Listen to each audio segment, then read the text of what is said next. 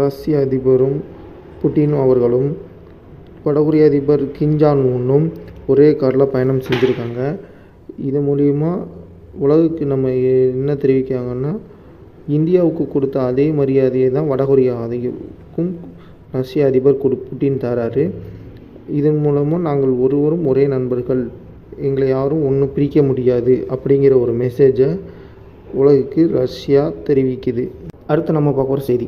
Singapore பிரதமர் Lawrence வெங் மற்றும் மனைவியுடன் இந்தியாவுக்கு பயணம் செஞ்சு வந்திருந்தாங்க.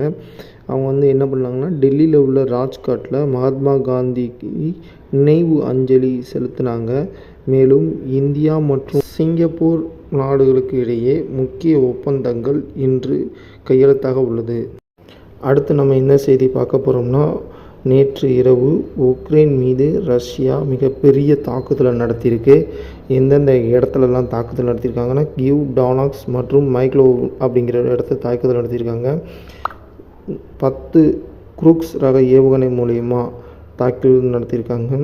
அதுக்கப்புறம் ஒஸ்மோர் என்ற கிராமத்தின் மீது தாக்குதல் நடத்தியிருக்காங்க ரஷ்யா. அதுக்கப்புறம் 10 காலிஃபர் ரக ஏவுகணை மூலயமா கிழக்கு கடற்கரையின் மீது தாக்குதல் நடத்தியிருக்காங்க ரஷ்யா.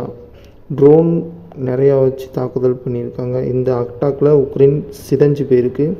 மேலும் மீட்பு பணிகள் அங்கு நிறைய நடந்துட்டு வருது. அடுத்து நம்ம பார்க்க போகிற செய்தி என்னென்னா, போரில் உயிரிழந்த பத்திரிகையாளரோட லிஸ்ட்டு. முதல் உலகப்போர் மற்றும் 2ஆம் உலகப்போரில் நடந்தபோது பத்திரிகையாளர்கள் 50 பேர் கொலை செய்யப்பட்டிருக்காங்க. எந்த ஆண்டுனா 1914 முதல் 1918 வரைக்கும். அதுக்கப்புறம் 1939 முதல் 1945 வரைக்கும். இந்த காலகட்டத்தில் ஒரு 50 பேர் கொலை பண்ணப்பட்டிருக்காங்க பத்திரிகையாளர்கள். வியட்நாம், கம்போடியா உங்களுக்கு இடையே போர் நடந்தது. 1965 1975 வரைக்கும் ஒரு 60 பத்திரிகையாளர்கள் கொலை செய்யப்பட்டிருக்காங்க. இது உக்ரைன் வாரில் பத்திரிகையாளர்கள் இப்போ வரைக்கும் ஒரு 20-25 பேர் கொலை பண்ணப்பட்டிருக்காங்க.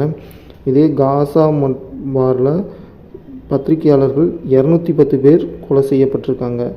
பத்திரிகையாளர்கள் அதிகம் கொலை செய்யப்பட்ட போர் எதுன்னா காசா போரில் தான். இந்த வீடியோ இதோட முடியுது. அடுத்த இரவு செய்திகளில் அது முழுமையாக பார்க்கலாம்.